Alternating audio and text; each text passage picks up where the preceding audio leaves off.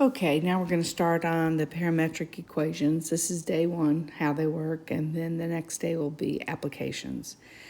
Similarly to vectors, parametric equations show direction.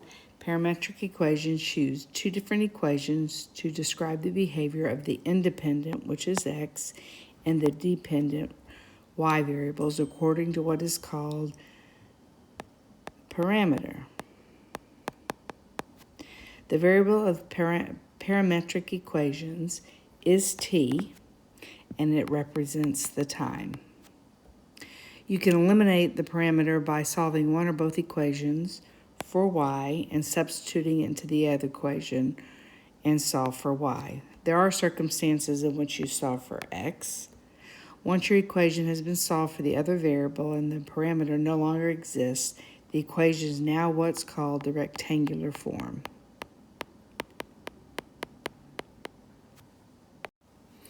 Okay, so now we have two sets of equations. They have x, y's, and t's. So we are first going to find the points of the graph when t is at -2, -1, 0, 1, and 2. So I can look at the x equation right here, the equation that has x involved, and I can plug in those values. I can think of 3 times -2 plus 1, that's -6 plus 1, which is -5. And then 3 times -1 plus 1 is -3 plus 1 is -2. And 3 times 0 plus 1 is 0 plus 1 is 1. And 3 times 1 plus 1 is 3 plus 1 is 4. And 3 times 2 plus 1 is 6 plus 1, which is 7. Now I'm going to do the same thing with the y. I'm going to go and find those values.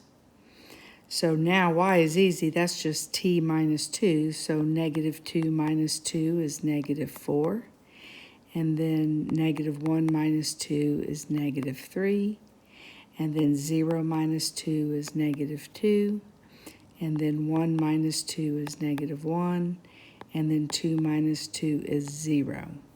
So once we do that, we have created an x and a y chart eliminating the t.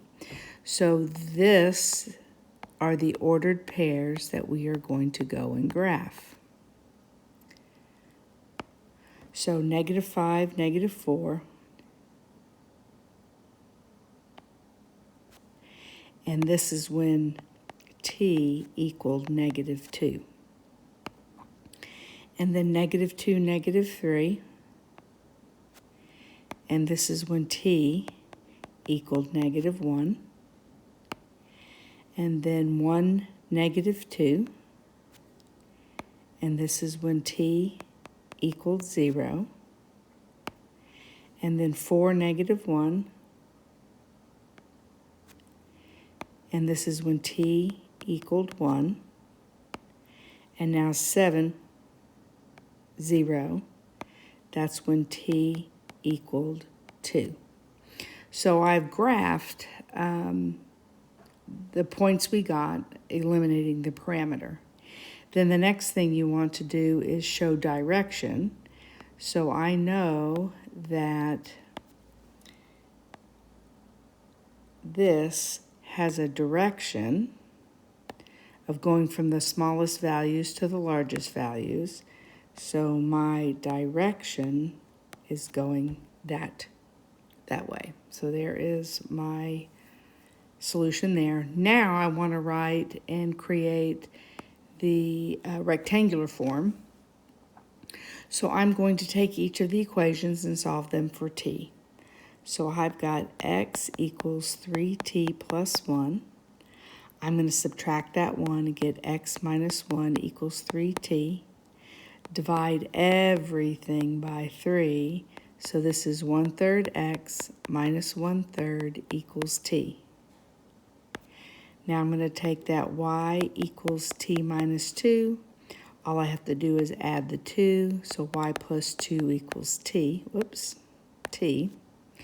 Now I'm going to replace the t's with those equations, And I'm going to have 1/3 x minus 1/3 equals y plus 2. And now subtracting that 2 gets my y by itself. And I have 1/3 x minus 7/3, and that is my rectangular form, eliminating the parameter. Okay, here we have another problem to work at. The motion of a particle can be described with the given equations. Complete the table and sketch the graph, then write the equation in rectangular form. The context of this problem is time, and in application, time can't be negative. So that's what we're thinking about. So the first thing we're going to do is find our x values. So we're going to plug in place of this t, these values. So 0 times -3 is 0 plus 10 is 10. And then plug in a 1, -3 plus 10 is 7. Plug in a 2, -6 plus 10 is 4. Plug in a 3, -9 plus 10 is 1. Plug in a 4, -12 plus 10 is -2. Now we're going to go plug in place of this t. We're going to find the y values. So half of 0 is 0 plus 1 is 1. And then half of 1 is 1/2 plus 1 is 1.5, which is 3/2. Then 2, half of 2 is 1, so 1 plus 1 is 2. And then half of 3 is 3/2 plus 1 is 5/2. And then half of 4 is 2. 2 plus 1 is 3. And there are now my points to go and graph. So now 10, 1. And this is when t equals 0. And now 7, 1.5. This is when t equaled 1. And now 4, 2. And this is where t equaled 2. And now 1, 2.5. This is where t equaled 3. And now -2, 3. And this is where t equaled 4. So that is what we have with our arrows going in this direction. So that shows me. So now I'm going to take each of the equations and solve them for t. So x equals -3t plus 10. Subtract the 10. Divide everything by -3, so -1/3 x minus 10/3, or plus 10/3, sorry, equals t.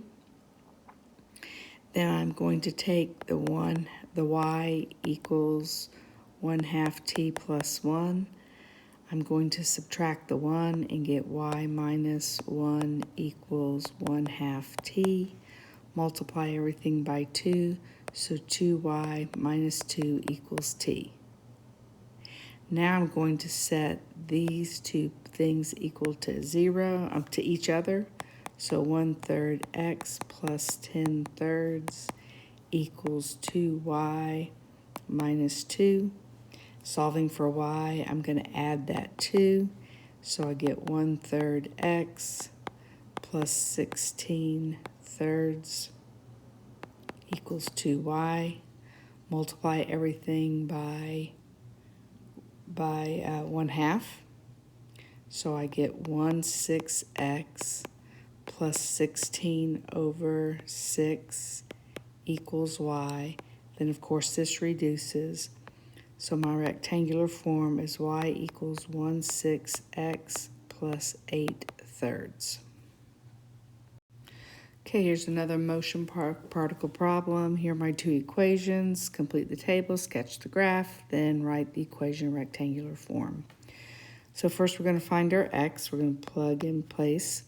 So 0 squared is 0. 0 minus 1 is -1. 1 squared is 1. 1 minus 1 is 0. 2 squared is 4 minus 1 is 3. 3 squared is 9 minus 1 is 8. And 4 squared is 16 minus 1 is 15. So now we move on to the next y equation. I'm going to plug in the values in place of that t. So 3 times 0 is 0 plus 2, which is 2. 1 times 3 is 3 plus 2 is 5. 2 times 3 is 6 plus 2 is 8. 3 times 3 is 9 plus 2 is 11.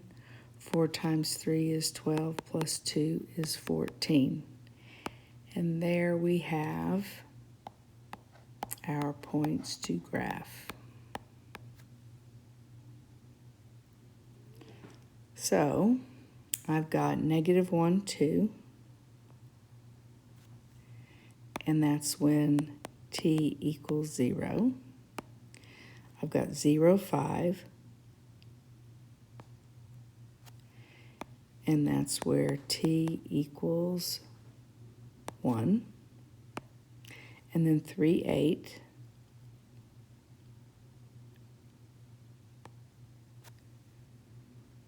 And that's where t equaled 2. And then 8, 11, which gets me up there. And that's where t equals 3. I'm not getting any more in, so it goes in that direction. If we think about it, this is half a parabola. And we know that our direction of our graph from low to high, that's the direction that our graph is moving. Okay, I'm going to use another form to put this in rectangular just because of having a quadratic here. We'll do things a little bit different. So I am going to take the y equation and solve it for t first. And I'll show you why we're going to do this. So turn my pen on. Y equals 3t plus 2. I'm going to subtract that 2 and then divide by 3. And I'm going to leave it in this form. Now that I have t equals this, I'm going to take this x equation and in place of t, plug in what y is. So x equals y minus 2 over 3 squared minus 1. It's going to be a little bit harder, but to be able to get this in rectangular form, this is what we're going to need to do. So remember what you have is y minus 2 is in a parentheses squared, and the 3 is also squared. So if you remember from class, square, double, square. So square, double, square over 9 minus 1. Now I'm going to have x equals 1/9 y squared minus 4/9 y plus 4/9 minus 1. So now x is going to be 1/9 x squared minus 4/9 y minus 5/9. And that is where we solve it for x to put it in rectangular form. A little bit trickier. Okay, this one we're using some of the old trig. So look at the table of values, and we have chosen those corners. And remember that this is a 1, 0, this is 0, 1, this is -1, 0, and this is 0, -1. So x is the cosine graph. So cosine at 0, remember this is our angle measure. So when I'm at 0 degrees, then that is 1. So 1 times 5 is 5.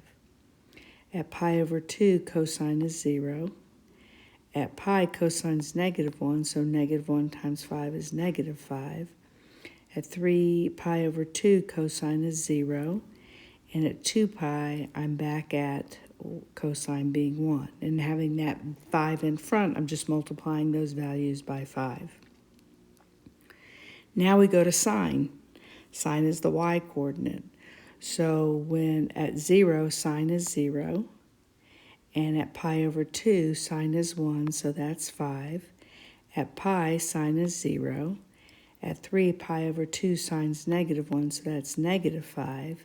And back at 2 pi, sine is 0, so that is at 0. So there's my values. So as I see, graphing these aren't going to be that hard.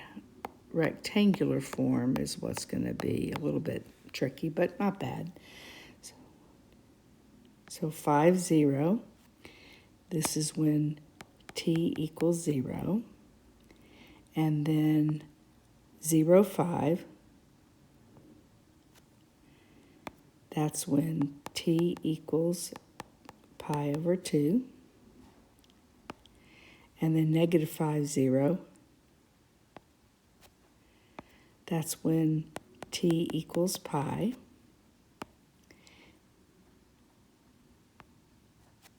And down here at 0, -5, that's when t equals 3 pi over 2.